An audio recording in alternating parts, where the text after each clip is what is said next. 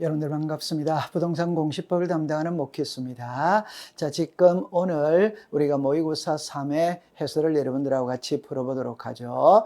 이제 추석도 지났고 아침 저녁으로 날씨도 서늘하죠. 그죠? 공부하기 아주 좋습니다.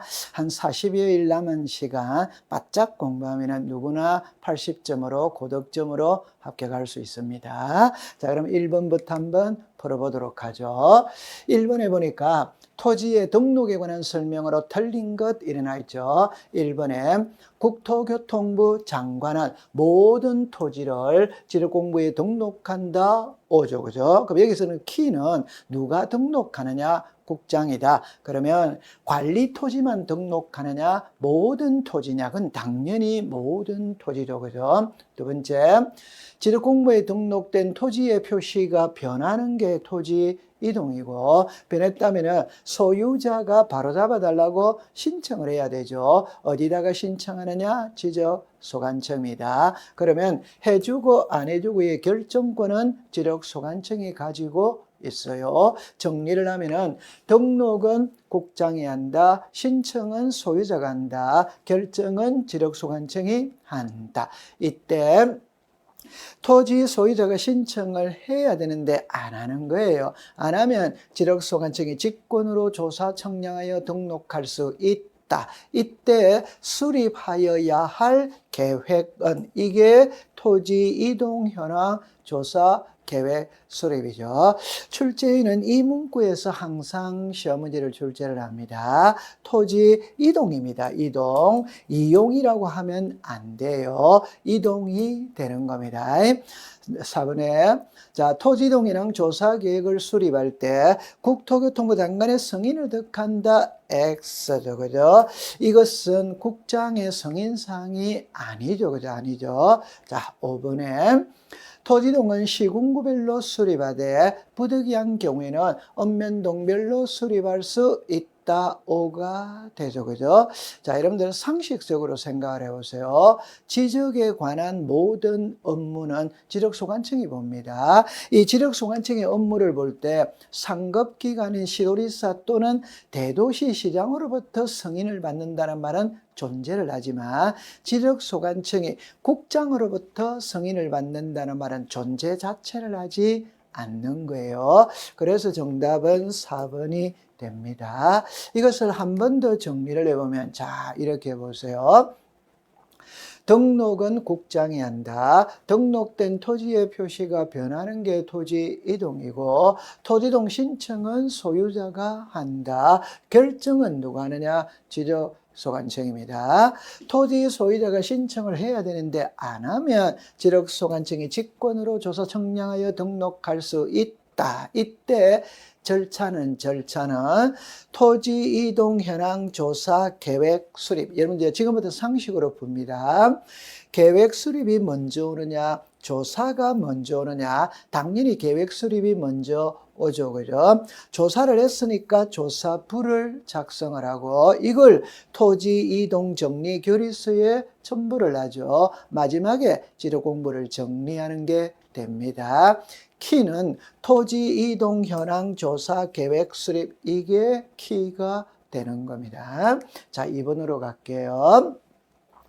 지목에 관한 설명으로 옳은 것 일어났어요. 1번에 동력으로 바닷물을 끌어들여 소금을 제조하는 공장시설물의 부지가 염전이다. X죠. 그죠? 공장용지죠. 키는 염전은 천일제염만 염전이지 공장에서 소금 만들어내는 것은 당연히 공장용지죠. 그죠? 자, 이번에 자동차, 선박, 기차 등의 제작 또는 정비 공장 안에 송유시설이죠. 공장 안에 있으니까 주유소 용지가 아니에요. 그죠? 공장용지가 되죠. 키를 잡을 때 공장 안에 있으면 지목은 전부 다 공장용지입니다. 3번에 유수를 이용한 요트장, 카누장은 하천이 저게 채용용지가 아니죠. 그죠? 하천이죠. 그죠? 하천. 유수를 이용한 요트장, 카누장은 하천. 이래 됐죠. 학교, 공원, 종교용지 안의 문화재는 사적지로 할 것이냐, 사적지에서 제외할 것이냐, 제외죠, 제외. 저 성균관대학교 안에 명륜당은 학교용지냐 사적지냐 학교용지를 그죠? 탑골공원 안에 원각사지 10청석 탑은 사적지냐 공원이냐 공원입니다. 공원. 속리산 법주사 경내의 보물 쌍사자 석등의 지목은 사적지냐 종교용지냐 종교용지죠. 그죠? 종교용지. 자, 5번에 원상회복 조건으로 돌 캐내고 흙 파내면 임야 5죠. 그죠? 5. 그럼 여기서 여러분들이 딱 정리할 때 이 표현입니다. 여기서 잘라버리면은 그냥 이렇게 하면 되죠. 돌 캐내고 흙 파내는 곳은 잡종지입니다. 잡종지. 그런데 원상회복 조건이 들어가면 잡종지가 아니라 임야죠. 그죠? 그래서 정답은 5번이 되는 겁니다. 자, 6번에 지상경계 결정의 기준으로 옳은 것은 32에도 여기서 출제를 했죠. 해마다 출제하니까 여러분들이 알고 있을 거예요. 자, 해면 또는 수면에 접하는 경우에는 최소가 아니죠. 그죠? 최대 만조의 최대 만수의. 과거에 최소 만조의 최소 만수 이렇게 썼고 평균 만조의 평균 만수 이런 표현도 사용한 적이 있습니다. X입니다. 최대 만조입니다. 자, 공유수면 밀입의 제방은 하단이 틀렸죠. 그죠? 바깥쪽 어깨죠. 그죠? 바깥쪽 어깨. 자, 3번에 절토된 부분은 바깥쪽 어깨가 아니고 상단부죠. 그죠? 상단부. 4번에 연접되는 토지 간의 높낮이의 차이가 있다면 하단부 오네요. 자, 그럼 여기서 정답은 4번이 되는 거예요. 5번에 연접되는 토지 간의 높낮이의 차이가 없다면 상단부가 아니고 중앙이죠. 그죠? 중앙. 그래서 연접되는 토지 사이에 높낮이가 없다면 중앙, 있다면 하단, 절토는 상단, 해면과 수면은 최대만주의, 최대만수의, 공유수면 밀입지의 제방은 바깥쪽 어깨. 이렇게 기억해 두면 돼요. 3번의 정답은 4번입니다. 자, 5번에 공유지 연명부와 대리권 등록부에 공통적으로 등록되는 사항 이렇게 나와 있죠. 1번에 전유 부분 건물의 표시는 대지권 등록부에는 등록하지만 공유지 연명부에는 등록하지 않죠. 그죠? 2번에 소유자는 둘 다 등록을 하죠. 그죠? 건물의 명칭은 대지권 등록부에는 등록하지만 공유지 연명부에는 등록하지 않죠. 그죠? 고유번호 5죠. 그죠? 소유권의 지분은 공통적으로 등록되죠. 대지권의 비율은 대지권 등록부에 등록을 하죠. 따라서 공통적으로 등록되는 거는 니은, 리을, 명. 그래서 정답은 4번이 되는 거예요. 이 문제는 32회 때도 출제를 했는데, 자, 여러분들이 이해를 할 때 어떻게 이해를 하시느냐 하면, 항상 출제에는 물을 때 공통적인 사항이 아닌 것을 물어요. 그럼 여기는 공통적인 거는 암기 안 하셔도 됩니다. 차이 나는 것만 기억하면 돼요. 그럼 차이 나는 거는 3개인데, 이 대지권의 비율은 공부할 필요가 없죠. 왜? 대지권 나와 있잖아요. 그럼 신경 쓸 필요가 없어요. 그럼 8번, 9번만 기억하면 됩니다. 항상 제가 수업 시간에 이야기할 때 대지권이라는 말은 집합건물에서 나오는 말이고 집합건물은 아파트고 아파트는 무조건 레미안 아파트 101동 1701호가 나와야 되겠죠. 이 레미안 아파트가 건물의 명칭이고 101동 1701호가 전유 부분 건물의 표시잖아요. 그래서 건물의 명칭과 전유 부분 건물의 표시는 레미안 아파트 101동 1701호를 생각하시고 대지권 등록부에만 등록을 하죠. 그죠? 기억해 두시면 됩니다. 자, 5번에 갈로 안에 들어갈 내용을 순서대로 연결한 것은 이렇게 나왔죠. 1번에 경계점 자변율법을 갖춰두는 지역의 지적도죠. 그죠? 지적도. 여러분들 우리가 공시법 시간에 도면이라는 말이 있어요. 그죠? 그럼 도면은 지적도가 있고 임야도가 있어요. 이때 반드시 지적도라고 써야 되는 경우가 두 개가 있어요. 하나는 경계점 자비등록부를 비치하는 지역은 지적도에서만 사용을 합니다. 임야도에서는 사용하지 않아. 두 번째는 축척 변경입니다. 이 축척 변경은 지적도에서만 일어나는 거예요. 임야도에서는 사용하지 않습니다. 자, 지적도에는 해당 도면의 제명 끝에 좌표라고 표시하고 도각선 오른쪽 아래 끝에 이 도면에 의하여 청량할 수 없음 이렇게 나와 있죠. 그러면 이제 출제인이 시험 문제를 낼 때 한번 수정을 해 볼게요. 지적도라고 해야 되죠. 임야도로 가면 X입니다. 끝에라고 해야 되죠. 그럼 앞에 이라면 X입니다. 오른쪽이라고 해야 되죠. 왼쪽 하면 X입니다. 없음이죠. 그럼 있음이라면 틀리죠. 여기서 없음이라는 거는 이 도면에 의하여 청량할 수 없다는 말의 뜻은 경계점 자비등록부를 비치하는 지역에서 청량은 도면으로 하는 게 아니에요. 좌표로 합니다. 좌표. 그래서 이 도면에 의하여 청량할 수 없음이라고 기재를 하는 거예요. 그래서 5번의 정답은 4번이 되는 겁니다. 자, 여러분들 이 그림을 통해서 한번 이해를 해본다면은 자 보세요. 여기에 지적도가 나오죠, 그죠?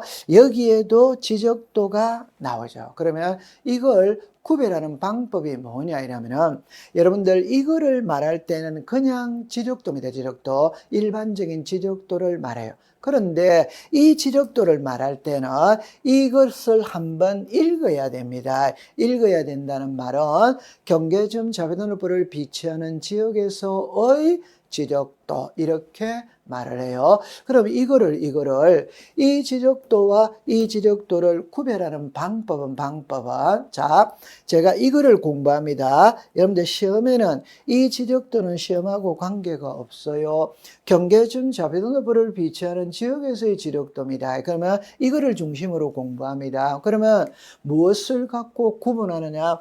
이 글자를 갖고 구분하는 거예요. 그럼 여기에 좌표라는 말이 들어가 있으면 경계점 자비등록부를 비치하는 지역에서의 지적도고 이 표현이 안 들어가 있으면 일반적인 지적도가 되는 거예요. 그러면 일반적인 지적도와 경계점 자비등록부를 비치하는 지역에서 지적도는 세 가지의 차이가 있습니다. 첫 번째, 자, 이게 하나예요. 이게 두 개예요. 이게 세 개예요. 그럼 제일 위에는 여기에 좌표라는 말이 들어가 있으면 경계점 자비등록부를 비치하는 지역입니다. 안 들어가 있으면 일반적인 지적도입니다. 그 다음에 여러분들 여기에 있는 게 경계점이죠. 그죠? 그러면 여기서 여기까지 거리가 나올 거예요. 여기서 여기까지 거리가 나올 거예요. 이 숫자가 좌표에 의해 계산된 경계점과 경계점 간의 거리입니다. 거리. 일반적인 지적도에서는 거리가 등록되지 않습니다. 그러나 경계점 자비등록부를 비치하는 지역에서의 지적도에는 좌표에 의해 계산된 경계점 간의 거리를 등록한다. 이렇게 말해요. 마지막에는 이 도면에 의하여 청량할 수 없음. 이 말은 일반적인 지역에서는 도면을 갖고 청량을 합니다. 그러나 경계점 자비등록부를 비치하는 지역에서는 도면으로 청량을 하는 게 아니고 좌표로 청량을 합니다. 그래서 이 도면에 의하여 청량할 수 없음이라고 기재를 하는 거예요. 자, 그 다음에 6번입니다. 지도공부 복구 자료에 해당하지 않는 것. 여러분들 이 지문은 시험에 자주 등장을 하죠. 그죠? 그럼 여기에 보면 지도공부 등본, 부동산 종합증명서, 토지동 정리결의서, 청량 결과도는 오죠. 그죠? 그런데 지번별 조서라는 말은 없죠. 이 지번별 조서는 축척 변경의 절차에서 나오는 말이죠. 자, 이거는 암기를 해 두셔야 돼요.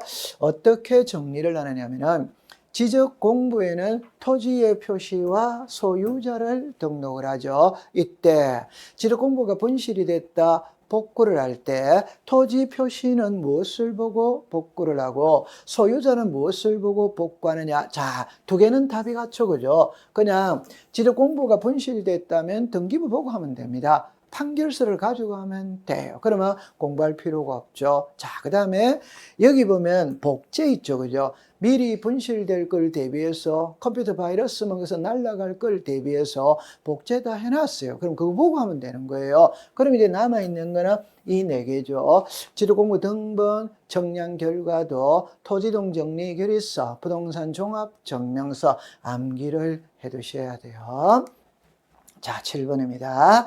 하필 등기를 할 수 없는 경우죠. 그죠? 여러분들, 전세권이 설정된 토지는 하필할 수 있죠. 그죠? 자, 여기에 가등기가 된 토지는 하필할 수 있냐? X가 되죠. 그죠? 그러면 정답은 2번이 되겠네요. 3번에 등기 원인일자 접수번호가 동일한 저당권 하필할 수 있죠. 그죠? 자, 지분이 같아 하필할 수 있죠. 그죠? 여기에 지상권이 설정된 토지 하필할 수 있다. 이걸 어떻게 정리를 하느냐면은, 자, 볼게요.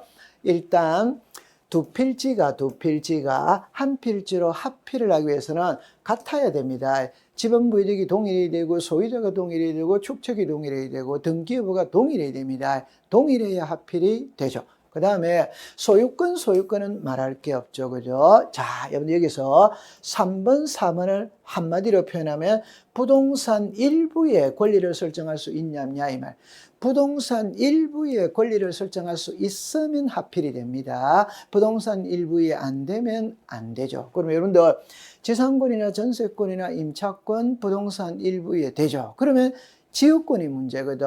지역권은 성역지가 있고 요역지가 있잖아요. 성역지는 1필지 일부에 되지. 그럼 하필이 되는 거예요. 요역지는 일부에 안 되죠. 그럼 하필이 안 되는 겁니다. 그 다음에 5번하고 6번은 같은 말입니다. 6번을 보면은, 자, 등기 원인일자 접수번호가 동일한 저당권. 쉬운 말로 말하면 돈 10억을 빌리면서 1억짜리 부동산 10개를 담보로 정했다. 그럼 10개가 같이 들어갔다는 겁니다. 그래야 날짜가 같겠죠? 접수번호가 같겠죠? 그럼 이런 것들은 동일하기 때문에 하필이 되는 겁니다. 그런데 저당권은 안 되죠. 그죠? 그럼 이걸과 이거를 구별하는 방법은, 자, 보세요. 이렇게 공부하면 돼요.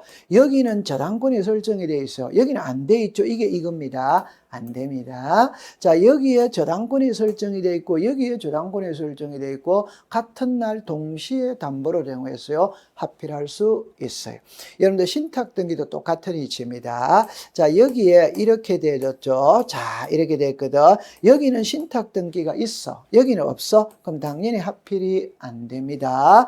여기 신탁돼 있고 신탁돼 있죠. 그래서 신탁 원부의 내용이 동일한 신탁 등기는 하필할 수 있다. 이렇게 정리를 해두시면 돼요. 자, 그 다음에 축척 변경입니다. 간로안에 들어갈 내용입니다.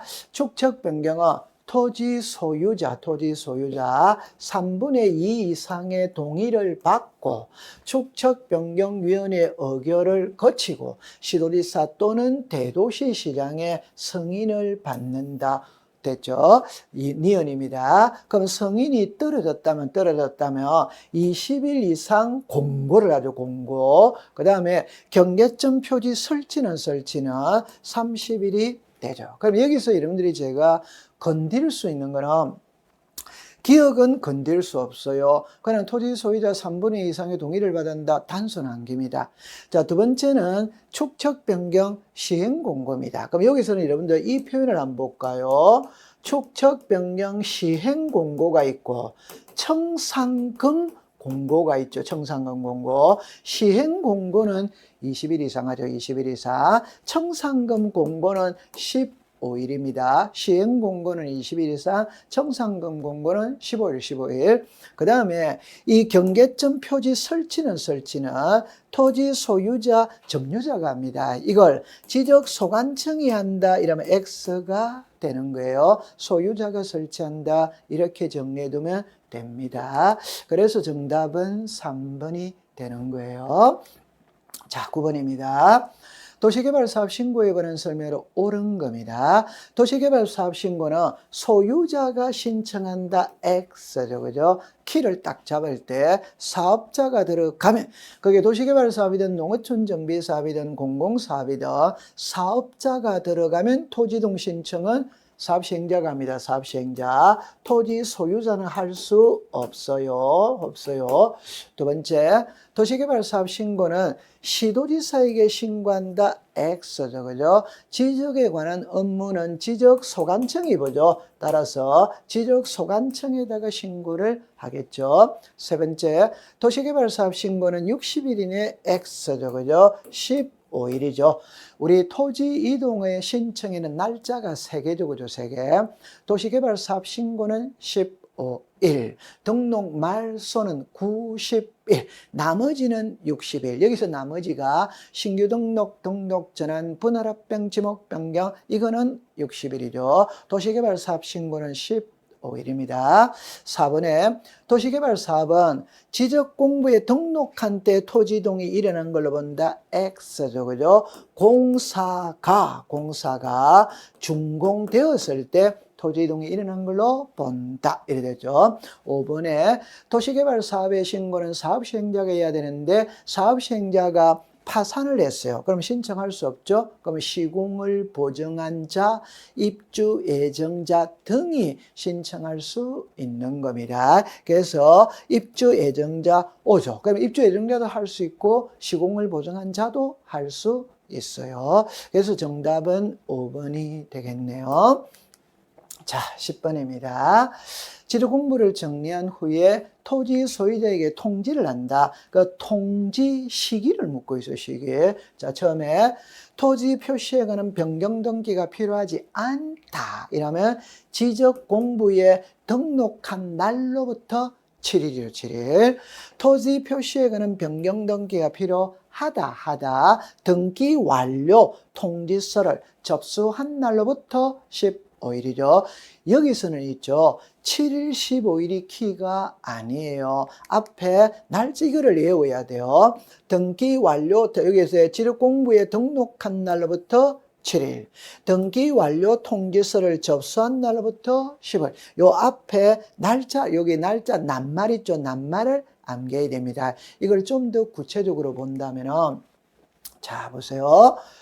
부동산은 하나인데 그 부동산을 나타내는 장부는 2개거든. 등기부와 지도공부입니다. 이때 이 토지의 표시는 등기가 기준이냐 지적이 기준이냐 지적이 기준입니다. 이때 지적 파트의 토지의 표시는 소재, 지분, 지목, 면적, 경계입니다. 경계좌표입니다. 그런데 등기에서는 소재, 지분, 지목, 면적이에요. 즉 경계좌표는 지적공부에는 등록을 하지만 등기부에는 등기 대상이 아니에요. 자, 그럼 두 번째, 여기에 지목이 있죠. 여기에도 지목이 있죠. 그럼 지목이 전이다. 그럼 여기도 지목이 전입니다.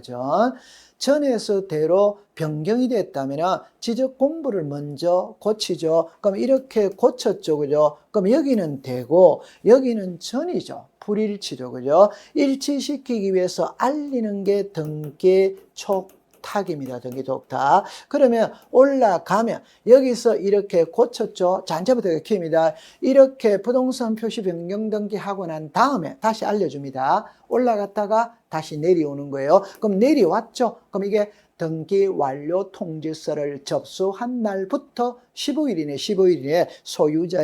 소유자에게 알린다 이 말. 그래서 토지 표시에 관한 변경 등기가 필요하다. 그러면 등기 완료 통지서를 접수한 날부터 15일 이내입니다. 자, 그런데 경계좌표가 변했다고 봐요. 그럼 경계좌표가 변했다면 지도 공부를 정리했어 하고 나서 올라가느냐? 안 올라가죠. 왜? 경계좌표는 등기에서는 등기사항이 아니에요. 그러니까 지도 공부에 등록을 했다면 등록한 날로부터 7일 이내 토지 소유자에게 통지를 해주면 되는 겁니다. 그렇게 정리하면 돼요. 자, 11 1번입니다. 지적 측량의 기간입니다. 자, 이거는 이제 알기 쉬운 거네요. 그죠? 지적 기준점을 설치하여 측량하는 경우 기준점이 15점 이하인 경우에는 4일을, 15점을 초과하는 경우에는 4일에, 15점을 초과하는 4점마다 4일을 가산한다. 그래서 첫 번째는 전부 다 4입니다. 두 번째는 합의를 했다면 합의한 기간의 4분의 3은 청량기간이고 4분의 1은 검사기간이죠. 여러분들 지적시험은 아주 단순하게 나옵니다. 그냥 이렇게 놓고 빈칸 안에 들어갈 숫자를 바르게 연결한 것은 이렇게 출제를 하는 거예요. 그럼 여기서는 자, 정답은 3번이 되겠네요. 자, 12번입니다. 갈로 안에 들어갈 설명으로 옳은 겁니다. 옳은 거. 자, 보세요. 중앙지적위원회 위원장 1명과 부위원을 포함하여 5명 이상 10명 이하의 위원으로 구성한다. 오죠. 그죠? 두 번째, 중앙지적위원회 위원은 국토교통부 장관이 임명한다. 오죠. 그죠?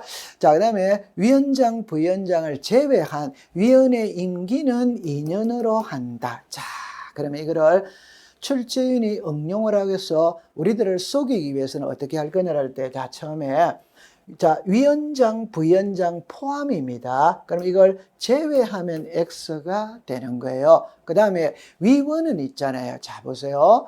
우리 공시법 시간에 위원은 3개밖에 없죠. 중앙지적위원회, 지방지적위원회, 축척변경위원회. 그 위원은 똑같단 말이에요. 똑같아요. 5명에서 5명 이상 10명 이하. 그러면 이 5명 이상 10명이죠. 그럼 그걸 고치면 5명 이상 15명 이렇게 하겠죠. 그 다음에 니은도 똑같은 이치입니다. 제가 좀 전에 중앙지적위원회가 있고 지방지적위원회가 있고 축척변경위원회 3개밖에 없죠. 그럼 중앙지적위원회는 국토교통부 장관 소속이고 지방지적위원회는 시도지사 소속이고 축척변경위원회는 지적소관청 소속이잖아요. 그러면 답은 나와 있죠. 중앙지적위원회 위원은 국장이 위촉한다.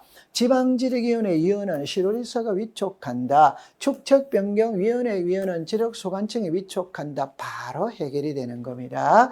그 다음에 요 뒤끝에서는 뭐를 하느냐 할 때 위원장, 부위원장을 제외입니다. 제외. 그럼 여기는 포함이고 여기는 제외예요. 제외. 그러면 우리가 위원장은 국장이죠.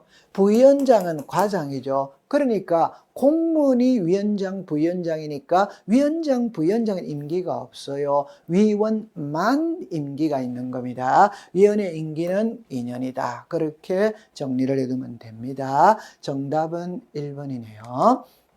자, 등기 파트로 왔어요. 그죠? 추정력에 관한 설명으로 틀린 걸 할 때 보기 1번이 32의 시험의 답입니다. 답. 그냥 한마디로 딱 말하면 사망자는 사자죠. 그럼 사자에게는 추정력이 있냐 없냐 이 말이죠. 없죠. 그럼 추정력이 없으니까 입증 책임도 없겠죠. 그죠? 없다. 이런 맞죠. 그죠? 두 번째, 추정력은 전 소유자에게도 추정력이 있다. 오죠. 그죠? 그 다음에 가등기에도 추정력이 있다. X가 되죠. 그죠? 여러분들 이거를 여러분들 잠깐만 한번 본다면 이렇게 보는 겁니다. 추정력이 있냐 없냐 할 때 여러분들 우리나라 등기는 효력에 따라서 종국 등기와 예비 등기로 나누어요. 이때 추정력이라는 말은 종국 등기에서만 사용하는 겁니다. 예비 등기에서는 사용을 안 해. 그 예비 등기가 가등기예요. 따라서 가등기에는 추정력이 뭐냐? 없다. 이렇게 정리하면 돼요. 그 다음에 여기 이제 4번에 보니까 등기 원인에도 추정력이 있다. 권리의 등기에서는 추정력이 있으나 표제부에서는 추정력이 없다. 자, 우리 등기부의 표제부 갑구 을구죠. 이때 표제부에 안 되는 게 있죠. 표제부에는 접수번호 없다.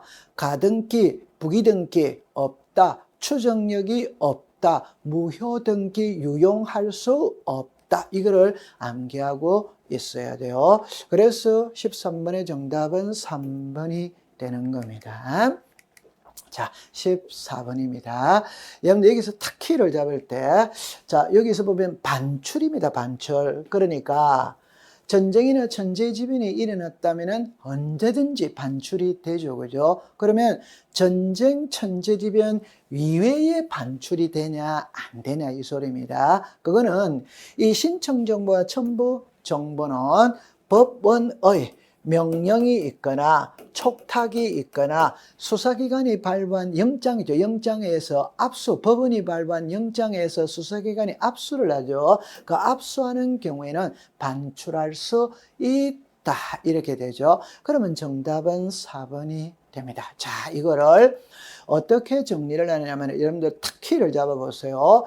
여기 보세요. 이건 등기부죠. 여기 등기부죠. 그죠? 여기 등기부잖아요. 등기부. 그런데 여기는 신청정보, 우리말로 말하면 신청서예요. 그러면 딱 정리를 할 때 반출에서는 등기부와 신청서로 딱 나누면 되는 거예요. 그럼 등기부는 전쟁, 천재지변이 일어난 경우를 제외하고는 반출이 안 되는 겁니다. 그러나 신청정보, 신청서는 법원의 명령, 촉탁, 수사기관의 압수, 영장에 의해서 압수하는 기관은 반출할 수 있다. 그렇게 구별하면 되는 거예요. 제가 네 번째는 설명을 안 했는데, 자, 여러분들 여기 볼게요. 등기부의 부속 서류라는 말이 있죠. 이 등기부의 부속 서류가 이 네 번째 겁니다. 그러면 도면이나 신탁, 원부, 공동담보, 전세 목록, 매매 목록은 등기부의 부속 서류예요. 이거를 넓은 의미로 다 등기부입니다. 등기부. 그럼 여기서 네 개만 딱 기억해 두면 되는 겁니다. 자, 15번에 판결에 관한 설명으로 옳은 겁니다. 옳은 거. 자, 첫 번째. 패소한 자가 등기할 수 있다. X죠. 그죠? 소송에서는 성소한 자가 등기하는 거지. 패소한 자는 못하죠. 물론 예외 하나 있어요. 그게 공유물 분할 판결이죠. 두 번째, 채무자는 채권자가 얻은 판결에 하여 단독으로 등기신에서 없다가 틀렸죠. 그죠? 있다죠. 그래서 우리가 채무자도 채권자가 가지고 있는 판결서를 가지고 채무자도 등기할 수 있다. 3번에 10년이 지난 경우에는 등기를 할 수 없다가 틀렸죠. 그죠? 있다죠. 있다. 즉 판결서를 가지고 등기를 신청할 때는 기간에는 제한이 없어요. 그러면 오늘 판결서 받았다면 100년 있다가 등기해도 등기는 되는 겁니다. 자, 그 다음에 4번에 성소한 등기 권리자는 등기 필정보를 제공하지 않죠. 정리하면 성소한 등기 의무자는 등기 필정보를 제공하죠. 권리자니까 안 하는 거죠. 그죠? 자, 5번에 보니까 판결에 하여 등기를 신청할 때 판결 주문에 등기 원인의 기재가 없으면 판결 선고일을 기록한다. 오죠. 자, 이거를 여러분들이 어떻게 접근을 하느냐면 이렇게 접근을 해봅니다. 자, 이 보면은 갑하고 을하고 1월 2일 날 이 집을 사고 파는 매매를 했습니다. 매매를 했는데 갑이 있잖아요. 갑이 매매 대금을 받고 등기를 안 넘겨줘. 그러면 을이 소송을 걸 수 있겠죠. 이게 성소한 등기 권리자가 판결서를 가지고 소유권 이전 등기를 단독 신청하는 겁니다. 반대로 갑하고 을하고 매매를 했는데 을이 등기를 안 받아갈 수도 있죠. 그러면 갑이 빨리 받아가라고 소송을 걸 수도 있죠. 이게 성소한 등기 의무자입니다. 그런데 우리가 일반적으로는 안 넘겨줘서 문제냐 안 받아가서 문제냐 할 때는 안 넘겨줘서 문제죠. 그러면 판결서를 가지고 등기를 한다는 것은 일반적인 거는 성소한 등기 권리자가 한다는 겁니다. 그러면 을이 소송을 제기했다면 판결서가 나오는 거예요. 판결서가 나오겠죠. 그럼 여러분들 상식으로 보세요. 판결서는 3월 3일 날 판결이 선고가 되었어요. 이 판결서에 갑하고 을하고 매매한 날짜가 나올 거냐 안 나올 거냐, 그건 당연히 나오는 겁니다. 우리는 절차법이기 때문에 날짜는 당연히 나와요. 그 말을 판결서에 등기 원인 일자가 기록되어 있다면 이 날짜를 여기다가 써라 이 말이에요. 그런데 이게 나와 있지 않다면 이 날짜를 여기다가 써라 이 말. 그러면 이 날짜를 여러분 이렇게 말합니다. 3월 3일을 판결 선고일자. 요 판결을 확정 판결 이렇게 정리를 하는 거예요. 그래서 판결서에 명시되어 있는 경우에는 등기 원인은 법률행위 이게 매매죠. 그죠? 매매. 명시되어 있죠. 법률행위 일자죠. 이게 뭐 1월 2일 날 계약을 체결한 일자죠. 계약을 체결한 일자. 그런데 판결서에 명시되어 있지 않다면 확정 판결이고 판결 선고 일자는 좀 전에 3월 3일이 되는 겁니다. 그렇게 이해를 해 두시면 되겠어요. 자, 16번입니다. 대위 신청에 관한 설명으로 틀린 것 일어났죠. 1번에 대지권의 변경이 있을 때 구분 건물 소유자가 대위하여 신청할 수 있다 오죠. 자, 저는 항상 무엇을 강조를 하느냐면은 여러분들 구분 건물이 나오면 집합 건물이죠. 구분 건물은 표제부를 공부합니다. 갑골구를 공부하는 게 아니에요.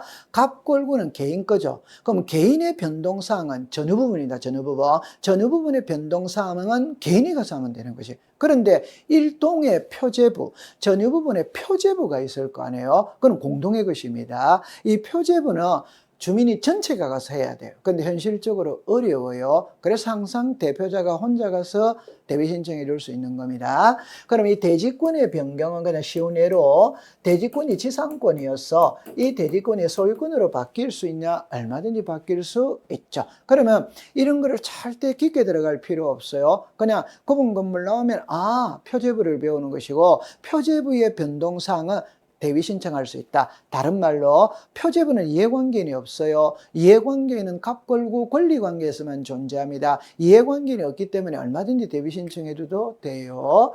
그 다음에 2번입니다. 여러분 여기서 매도인과 매수인 나오죠. 그럼 이거를 그냥 우리말로 말하면 채권자 대위 신청입니다. 그래서 매도인은 여기서 채무자죠. 채무자. 매도인은 채무자죠. 대위하여 분할을 신청할 수 없다가 틀렸죠. 그죠? 얼마든지 채권자, 매수인은 채권자죠. 그죠? 채권자 대위 신청할 수 있다. 이렇게 되죠. 그죠? 그럼 정답은 2번이네요. 그 다음에 멸실 등기도 역시 표제부야죠. 아파트 삼풍백화점이 붕괴가 됐다. 그러면 멸실 등기 해야 됩니다. 전부 다 대위 신청해 줄 수 있다. 4번은 우리가 자주 듣죠. 그죠? 이렇게 공부다가죠. 신탁재산에 속하는 부동산의 신탁등기는 수탁자가 단독 신청한다. 수탁자가 단독 신청하지 않으면 위탁자, 수익자가 대위 신청할 수 있다. 이렇게 나오죠. 그죠? 5번에 멸실됐을 때 대지 소유자, 여러분들 이 토지의 소유자는 갑입니다. 갑. 건물의 소유자는 을입니다. 이때 이 건물이 멸실이 됐다면 소유자인 을이 멸실 등기해야 되는데 안 해? 그러면 땅 주인 대지 소유자 갑이 멸실 등기를 대위 신청해 줄 수 있다. 이렇게 정리하면 돼요. 자, 17번입니다. 이해관계인에 해당하지 않는 거거든. 잘 보세요. 지상권 등기를 말소한다는 게 주등기입니다. 주등기. 지상권을 목적으로 하는 저당권은 부기등기입니다. 부기등기. 따라서 주등기가 말소가 되면 부기등기도 죽어버리는 거죠. 그럼 이 부기등기 권리자가 이해관계인이 되겠죠. 이번에 소유권 보존 등기는 1번이죠. 1번. 1번이 없어지면 뒤에 거는 다 죽습니다. 다 죽어. 그럼 전부 다 이해관계인이 되죠. 자, 이때 3번하고 5번을 묶어서 공부해 볼게요. 3번은 저당권의 채권액을 정해가는 변경 등기를 신청하는 경우 후순위 저당권자, 선순위의 저당권의 채권액이 정해가며 후순위 저당권자는 당연히 불리해지죠. 그죠? 이해관계인이 되는 겁니다. 갑에게서 을로 소유권이 이전됐고 병에게 저당권을 설정했는데 을의 소유권이 이전되기 말소 시 저당권자 병은 이해관계죠. 이해관계. 여러분들 잠깐 그림을 본다면 갑, 을, 병입니다. 병. 자, 이렇게 되어졌어요. 자, 이렇게 되어졌어요. 갑이 을에게 매매했어요. 매매. 그럼 소유자는 을이 됩니다. 을. 그럼 을이 병에게 저당권을 설정을 했다. 그런데 나중에 갑하고 을하고 매매 계약이 해제가 됐어. 그럼 이거 말소해버리거든. 그럼 이 저당권도 죽어버리죠. 저당권자가 이해관계인이 되는 겁니다. 자, 5번을 보세요. 전세금을 정해가는 변경 등에 할 때 전세권을 목적으로 하는 저당권자는 이해관계인이냐? 아니죠. 여러분들 3번하고 5번을 구별 못하면 큰일 나는 겁니다. 자, 그림으로 한번 확인해 볼게요. 이게 3번입니다. 3번. 이게 5번입니다. 5번. 자, 보세요. 소유자가 갑입니다. 갑이 을에게 전세를 줬어. 그 다음에 병에게 저당을 줬어. 그럼 여러분들 항상 공부를 할 때 불이익 보는 자 이해관계인이 키예요. 그럼 이 집이 잘못돼가 경매가 들어가면 1번이 먼저 배당받고 2번이 나머지를 배당받죠. 잘못하면 2번은 배당을 하나도 못 받을 수도 있어요. 그래서 항상 2번이 키입니다. 그러면 2번이 저당권자가 저당이 들어올 때는 전세금이 3억인 줄 알고 들어왔다. 이게 전세든 저당이든 답은 똑같습니다. 3억인 줄 알고 들어왔는데 이게 4억으로 정액을 하는 거예요. 그럼 이 사람은 당연히 불이익을 보죠. 그럼 이 사람이 이해관계인이다 이 말. 자, 그런데 이리로 오세요. 갑이 을에게 전세를 줬어요. 그럼 전세를 줬어요. 이때 전세의 저당권을 설정한 거예요. 이 전세의 저당이라는 말은 이 저당권자는 전세금이 3억인 줄 알고 돈 빌려줬다 이 말이에요. 그런데 이게 4억으로 오르는 겁니다. 그럼 이 저당권자는 채권 확보가 유리해지느냐 불리해지느냐? 유리해지죠. 그럼 이 사람은 이해관계인이 아니에요. 그래서 이 그림과 이 그림을 구별할 줄 알아야 돼요. 이거는 3번입니다. 여기 전세라고 나오던 저당이라고 넣어둔 답은 같습니다. 이거는 5번입니다. 그렇게 공부해 두세요. 그럼 여기서 정답은 5번이 되는 겁니다. 자, 18번입니다. 새로운 권리에 관한 등기를 마쳤을 때 등기 필정보를 작성하여 통지 대상은 이렇게 나오죠. 자, 이걸 어떻게 푸느냐 할 때 여러분들 성소한 등기 의무자는 등기 필정보를 작성하지 않죠. 직권 소유권 벌어등기 등기 필정보를 작성하지 않죠. 관공서는 등기 필정보를 작성하지 않죠. 채권자 대위 신청은 등기 필정보를 작성하지 않죠. 자, 여기에 가등기를 했거든.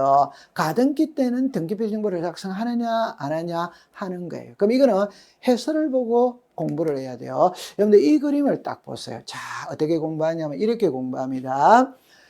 등기 필정보 작성은 법에 이렇게 나오죠. 새로운 권리에 관한 등기를 마쳤을 때 등기 필정보를 작성하여 등기 권리자에게 통지한 다음에 자, 키를 딱 잡을 때 등기가 끝났다면 등기 필정보를 작성해서 주는데 모든 등기에 주는 게 아니에요. 그거는 새로운 권리에 관한 등기에서만 작성을 하는 거예요. 이 이외에는 작성을 안 하는 거예요. 그러면 새로운이 뭐냐? 이게 보존등기, 설정등기, 이전등기. 그래서 보존등기, 설정등기, 이전등기를 새로운 내용을 등기부에 기록한다. 그래서 기입등기라고 부르는 거예요. 그럼 결론은 요 성기가 이 세 개입니다. 됐죠? 네. 그 다음에 권리라는 말이 나왔죠. 이게 갑구을구다. 그러면 표제부에서는 있잖아요. 등기필정보라는 말이 없다 이 말입니다. 등기필정보. 그럼 이제 여러분들 다 다른 각도로 볼게요. 자, 새로운 등기, 보존, 설정, 이전 요 세 개 등기는 작성을 해요. 하는데 가등기 때도 하느냐 안 하느냐 이 말이거든. 설정의 가등기, 이전의 가등기 당연히 작성합니다. 그러면 이 등기는 안 한다 이 말이에요. 안 하는데 여기서 이제 예외를 찾아가는 거예요. 자, 다시 보존 등기, 설정 등기, 이전 등기는 등기별 정보를 작성하는데 안 하는 게 있다. 안 하는 게 이거예요. 그래서 우리가 성소한 등기무자, 채권자, 대위 신청, 직권 소유권 벌어등기는 등기를 신청한 사람과 명인이 다르죠. 그죠? 그래서 등기별 정보를 작성 안 하는 거예요. 여러분들 성소한 등기무자 자, 하나만 본다면은 자, 보세요. 갑은 의무자, 을은 권리자입니다. 이때 자, 갑의 명의로 등기가 되어 있어요. 이때 을이 있죠. 등기를 안 받아가는 거예요. 그럼 갑이 소송을 걸었겠죠. 그럼 갑이 성소한 등기 의무자가 판결서를 가지고 소유권 이전 등기를 단독 신청합니다 하면 등기부상의 소유자는 누굽니까? 을이 된다 이 말이에요.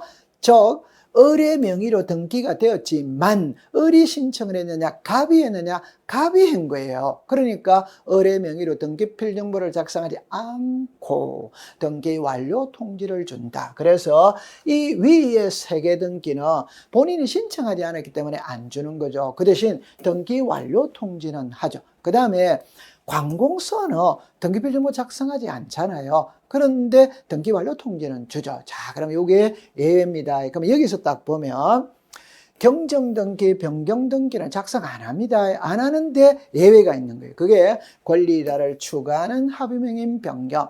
여러분들 권리자가 10명에서 20명으로 증가가 됐다 이 말. 그러면 이때는 10명이 추가됐죠. 10명에게 등기필 정보를 작성해서 주는 거예요. 자, 그 다음에 이 지문과 이 지문을 잘 읽어야 돼요. 이거는 명의자가 관공서라는 겁니다. 그럼 작성 안 합니다. 그러나 관공서가 등기 권리자를 위하여 소유권 보존, 소유권 이전 등기를 촉탁하며 등기필 정보를 작성하는 게. 자, 여러분들 헷갈리기 쉬운 부분이에요. 오늘 이렇게 해볼게요. 변경 경정 등기는 안 한다. 그러나 합유자를 추구하는 변경 경정은 한다. 관공서는 안 한다. 그러나 관공서가 등기 권리자를 위하여 보존 등기 이전 등기를 촉탁하면 한다. 이렇게 기억을 하세요. 자, 그 다음에 19번입니다. 각하 사유에 해당하지 않는다는 말은 등기할 수 있는 것을 고르세요. 있는 것을. 여러분들 지분의 소유권 모르는기는 안 되죠. 그죠? 농지의 전세권은 안 되죠. 공매 처분은 관공서에서 하죠. 관공서는 촉탁으로 해야 되지 신청으로 하면 안 되죠. 자, 그 다음에 자기 지분만의 본등기. 이거는 엄청 중요한 거죠. 그죠? 딱 정리할 때 지분이 있고 전부가 있죠. 전부. 지분의 본등기는 할 수 있다. 전부의 본등기는 할 수 없다. 꼭 기억해 둡니다. 그러면 답은 4번이 되겠네요. 5번에 하천의 용익권을 설정할 수 있냐? X죠. 그죠? 용익은 사용 수익이죠. 하천을 사용 수익에 하게 하는 것은 안 됩니다. 그래서 19번의 정답은 4번이 되는 거예요. 자, 여러분들 지분에 되냐 안 되냐라는 거는 엄청 중요해요. 그럼 이거를 딱 암기하면 한 문제 맞춥니다. 지분의 보존등기 X, 지분의 용익권 X, 상속 지분만의 상속 등기 X, 합유 지분은 등기부에 표시 안 하죠. 그러니까 이전 등기 저당권 가압류 들어올 수 없어요. 딱 정리해 두면 돼요. 자, 20번입니다. 직권에 의한 소유권 모르는 기가 할 수 없는 거죠. 자, 일단 경매는 O죠. 가처분도 O죠. 압류는 X입니다. 왜 X냐? 세무서이기 때문에 X예요. 설명을 다시 할게요. 가등기 X입니다. 소유권이 아니기 때문에 X예요. 자, 임차권 등기명령 O죠. 가압류 O죠. 자, 이거를 어떻게 풀 것이냐면 이렇게 푸는 겁니다. 여러분들 보존 등기는 신청을 하는 거죠. 근데 여기는 직권 보존이니까 말 그대로 등기관이 직권으로 소유권 보존을 하는 거예요. 그럼 우리 법에 직권으로 소유권 보존을 두 개입니다. 두 개. 하나는 이제 쉬운 것부터 할게요. 미등기 부동산에 임차권 등기 명령 촉탁이 있다면 등기관이 직권으로 소유권 보존을 한다. 이거는 응용 안 됩니다. 그대로 써야 돼요. 자, 위에 거는 응용이 되는 거예요. 자, 보세요. 미등기 부동산에 법원의 소유권에 관한 처분의 제한의 등기 촉탁이 있다면 등기관이 직권으로 소유권을 얘기 한다. 이때 뒤에서 앞으로 가야 돼요. 뒤에서. 그래야 공부하셔요. 처분의 제한은 압류, 가압류, 가처분, 경매를 말하거든. 경매를 말하거든. 그럼 정리합니다. 이 압류, 가압류, 가처분, 경매가 소유권에 들어봤을 때 직권 보존등기 합니다. 그럼 소유권 외는 안 된다 이 말입니다. 더 중요한 겁니다. 법원에서 들어와야만이 직권 보존등기 하는. 그래서 압류는 제외가 되는 거예요. 압류는 세무서에서 하는 겁니다. 그래서 압류는 직권 보존등기 대상이 아니에요. 그럼 이 앞에 지문에서 압류는 법원에서 들어오는 게 아니기 때문에 안 되는 거고 가등기는 왜 안 되는데 가등기는 소유권이 아니기 때문에 안 되는 겁니다. 소유권의 처분의 제한이 들어와야 되는 거예요. 그래서 D것과 리얼은 X가 됩니다. 자, 답은 21번입니다. 환매 특약 등기에 관한 설명으로 틀린 것 일어났죠. 환매 특약 등기는 신청 정보는 하나만, 자, 이거 쏘가 넘어가기가 아주 쉬운 말이에요. X죠, 그죠? 신청 정보는 두 개입니다, 두 개. 자, 여기서 우리가 어떻게 이야기하냐면, 소유권 이전 등기와 신탁 등기가 있어요. 소유권 이전 등기, 환매 등기가 있어요. 그림이 완전 다른 거예요. 소유권 이전과 신탁은 신청서가 하나입니다. 환매는 두 개입니다. 내가 정상입니다. 정상. 자, 이 그림을 한번 확인해 볼게요. 자, 여기 보세요. 갑이 을에게 소유권을 이전하면서 환매 특약 등기를 했다 이 말입니다. 등기가 두 개죠. 번호도 두 개잖아요. 그러니까 신청서도 두 개가 들어가는 거예요. 자, 그런데 이 그림을 보세요. 갑이 을에게 소유권을 이전하면서 신탁을 한 거예요. 그럼 여기 등기가 두 개입니다. 이거는 소유권 이전이고 이건 신탁입니다. 이리 가니까 번호는 한 개밖에 없잖아요. 그래서 소유권 이전과 신탁은 번호, 순위 번호는 한 개만 부여합니다. 따라서 신청서도 하나가 들어가는 거예요. 그래서 이 그림을 조심해서 보셔야 돼요. 소유권 이전과 신탁은 신청서가 하나, 소유권 이전과 환매는 신청서가 두 개. 그래서 정답은 1번입니다. 2번은 작년도 기출문제 답이죠. 답. 작년도 기출문제입니다. 환매 특약 등기할 때 매매 대금과 매매 비용을 기록한다. 오죠. 자, 그 다음에 매도인이 권리자, 매수인이 의무자. 여기서 조심할 때 모든 등기는 매도인은 의무자입니다. 그러나 환매는 반대죠. 환매는 매도인이 권리자, 매수인이 의무자죠. 그죠? 그다음 4번에 환매 특약 등기를 할 때는 등기 필정보 인감을 제출하지 않는다. 자, 여러분들 잠깐만 여기를 와 보시면은 자, 요거 하나 더 해놓고 공부해 볼게요. 제출하지 않습니다. 그 다음에 환매에 따른 권리 취득의 등기를 하였을 때라는 말이 환매권을 행사한 겁니다. 그 환매권을 행사하면 환매 특약은 직권으로 말소하죠. 그런데 만약 불행사했다면 공동으로 말소를 하죠. 자, 그럼 이거를 이해를 한번 해볼게요. 저는 여기에서 등기부에 이미 등기가 돼 있는 상태입니다. 지금 아직 등기가 안 돼 있는 상태입니다. 우리는 신청을 배우는 것이거든. 자, 한번 볼게요. 이 부동산의 소유자가 갑입니다. 갑이 을에게 소유권을 이전하면서 도로 사후기로 특약을 맺거든. 그럼 우리가 배우는 거는 소유권 이전을 배우는 게 아니고 환매를 배우는 거예요. 환매의 의무자는 을입니다. 환매의 의무자는 을이에요. 그러면 여러분들 보세요. 자, 지금 이 그림을 보지 마세요. 이 그림을 보지 마세요. 자, 이 논리입니다.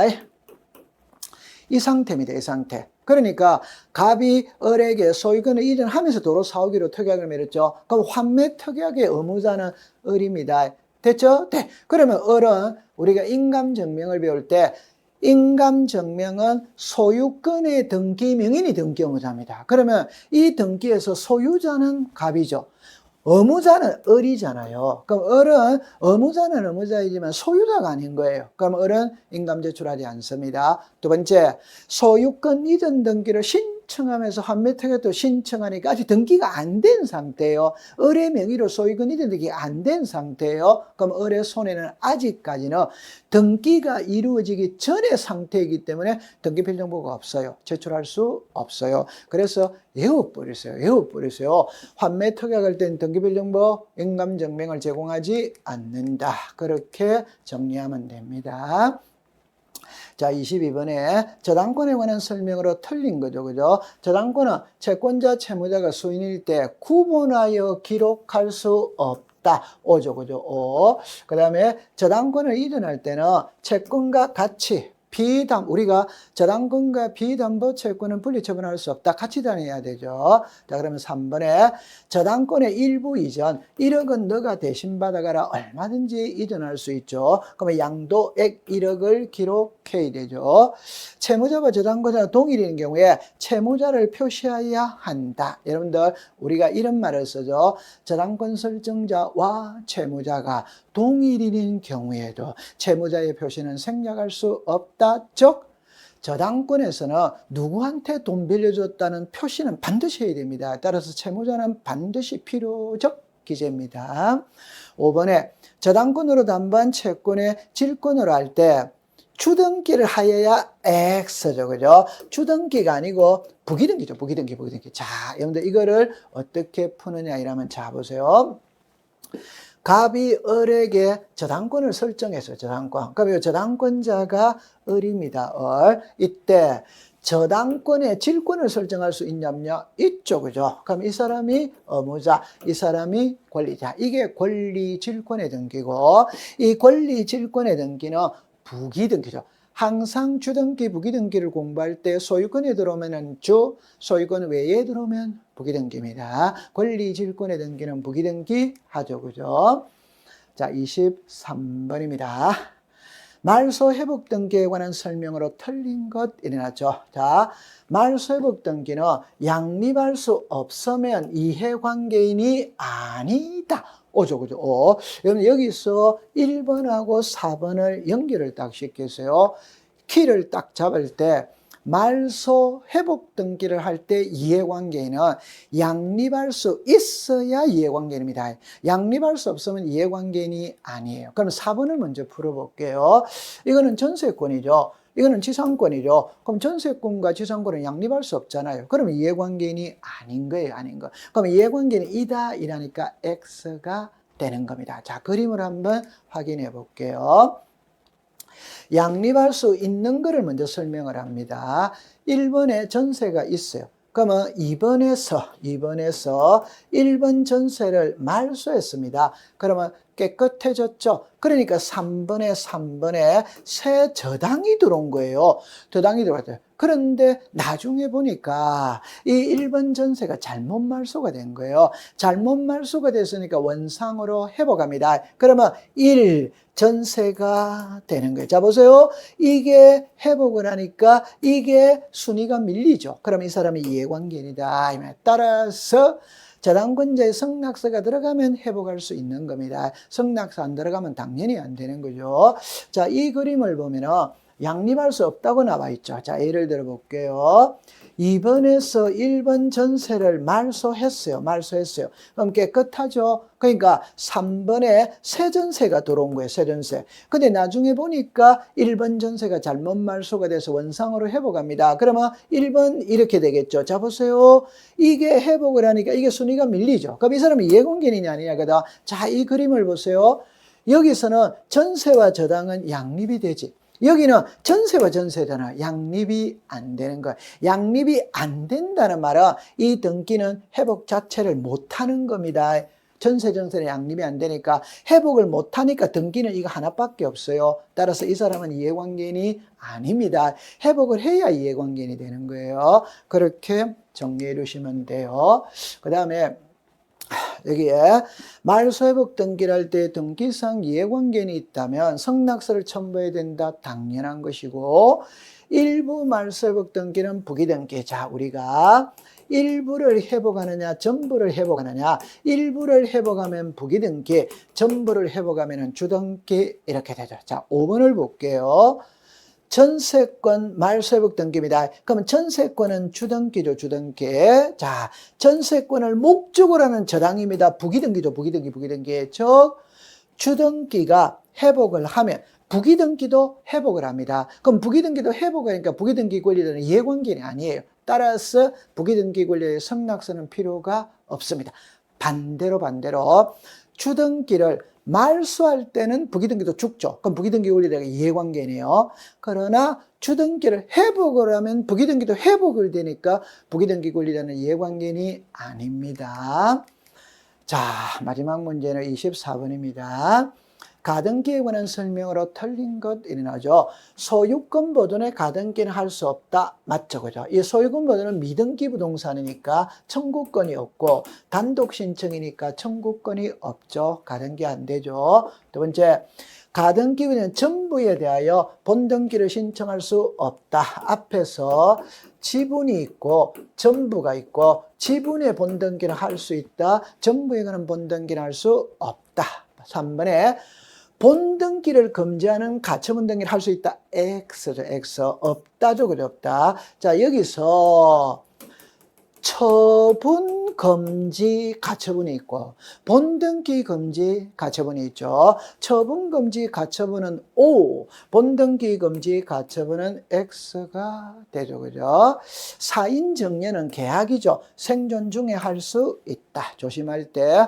유정은 사망을 해야 가등기가 됩니다. 사인 정려는 생존 중에 가등기가 되죠. 그죠? 그 다음에 가등기의 가압류 O죠. 자, 여기도 조심을 해야 돼요.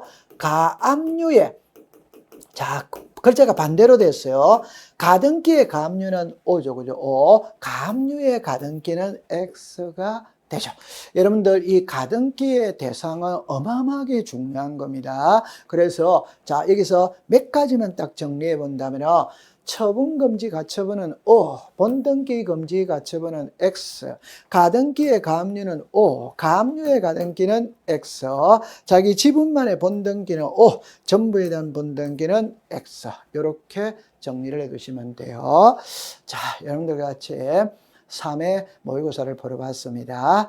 하루하루 여러분들이 공부하기 힘들 텐데 그 힘든 만큼 머릿속에는 여러분들의 실력이 쌓여 갈 겁니다. 크게 걱정하지 말고 순리대로 공부하면 돼요. 자, 해설을 마치도록 하죠. 고생했습니다.